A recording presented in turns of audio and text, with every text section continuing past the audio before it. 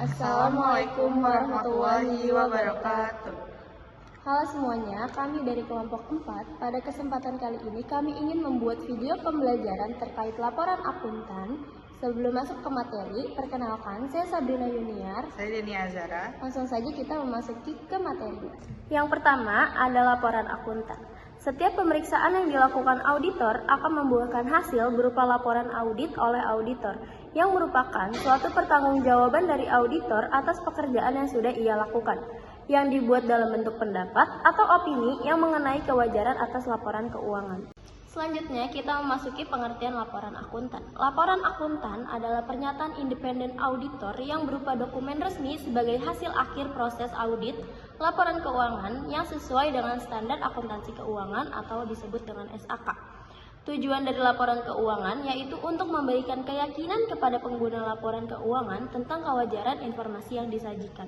Selanjutnya, ada beberapa kriteria dalam memberikan opini. Terdapat beberapa jenis opini yang dapat diberikan auditor sesuai dengan PSA 29 SA Seksi 508 atau Standar Profesional Akuntansi Publik. Antara lain yaitu, yang pertama yaitu ada pendapat atau opini wajar tanpa pengecualian. Pendapat tersebut berisi mengenai laporan keuangan yang tersaji secara wajar dalam semua aspek, baik secara material, posisi keuangan, hasil usaha, perubahan ekuitas, dan arus kas yang sesuai dengan SAK atau etap atau IFRS. Pendapat ini paling ideal, lengkap, tersaji secara wajar dalam semua aspek dan tidak ada kesalahan. Yang kedua yaitu ada pendapat atau opini wajar tanpa pengecualian dengan bahasa penjelasan. Pendapat tersebut wajar tapi perlu diberikan pada saat auditor harus menambahkan pendapat penjelasan terkait keadaan yang bisa membuat laporan keuangan dapat menyesatkan sehingga perlu dijelaskan oleh auditor tersebut. Yang ketiga, ada pendapat atau opini wajar dengan pengecualian. Pendapat ini menyatakan bahwa posisi keuangan, hasil usaha, perubahan ekuitas, dan arus kas disajikan secara wajar dalam laporan keuangan sesuai dengan SAK, etap, atau IFRS. Pendapat ini wajar, kecuali tidak ada bukti yang cukup dan kompeten. Yang keempat, ada pendapat atau opini tidak wajar. Dalam pendapat atau opini ini, auditor harus menyatakan bahwa posisi keuangan, hasil usaha, perubahan ekuitas, dan arus kas yang disajikan tidak sesuai dengan SAK, etap, atau IFRS. Yang terakhir, ada pernyataan tidak memberikan pendapat atau opini. Pernyataan tersebut di mana auditor tidak dapat menyatakan suatu opini atau pendapat yang tidak dapat merumuskan suatu opini tentang kewajaran atas laporan keuangan yang sesuai dengan SAK, etap, atau IFRS. Selanjutnya ada beberapa kriteria auditor sebelum memberikan opini. Yang pertama, kecukupan dan kelengkapan bukti audit yang diperoleh. Yang kedua, kepatuhan terhadap standar audit, yaitu standar umum, pekerjaan lapangan, dan laporan.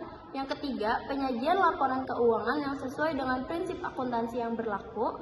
Dan yang terakhir, pertimbangan atas adanya kondisi khusus atau luar biasa yang memerlukan paragraf tambahan untuk memodifikasi opini tersebut. Baik, selanjutnya terdapat jenis laporan akuntan publik. Di sini ada dua, yaitu laporan audit bentuk baku dan yang kedua ada laporan audit bentuk independen.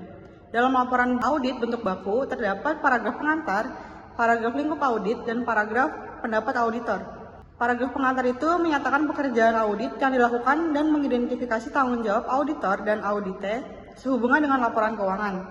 Lalu dalam paragraf lingkup audit, di situ berisi pernyataan faktual tentang apa yang dilakukan oleh auditor dalam audit meliputi catatan keuangan, proses operasional, dan yang lainnya. Dan yang terakhir ada paragraf pendapat auditor. Di sini menyatakan pendapat auditor atas laporan keuangan dan apakah laporan tersebut sesuai dengan prinsip akuntansi yang menjadi acuan nasional atau internasional. Terdapat beberapa jenis antara lain itu ada opini wajar tanpa pengecualian, opini wajar tanpa pengecualian dengan penjelasan, opini wajar dengan pengecualian, dan opini tidak wajar serta pernyataan tidak memberi pendapat. Yang kedua ada laporan audit independen. Di sini berisi pernyataan penyesuaian memburuknya kondisi keuangan atau ekonomi suatu perusahaan sesuai dengan kebijakan pemerintah. Auditor di sini memberikan pertimbangan atas kemampuan entitas dalam mempertahankan kelangsungan usahanya. Di sini juga auditor menilai tindakan manajemen terhadap memburuknya keadaan ekonomi.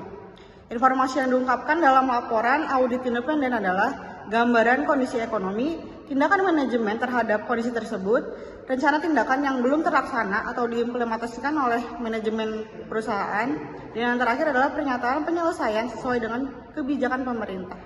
Selanjutnya, dalam menilai kemampuan entitas, auditor memberikan beberapa pertimbangan sesuai dengan PSA nomor 30 menurut IAPI 2011. Auditor harus yang pertama mempertimbangkan hasil audit, yang kedua memperoleh informasi dari manajemen, yang ketiga mengevaluasi efektivitas rencana manajemen tersebut, dan yang terakhir adalah menentukan apakah opini audit perlu dimodifikasi. Ada dua metode. Jika auditor tidak lagi meragukan kemampuan entitas, auditor harus dapat memberikan opini wajar tanpa pengecualian.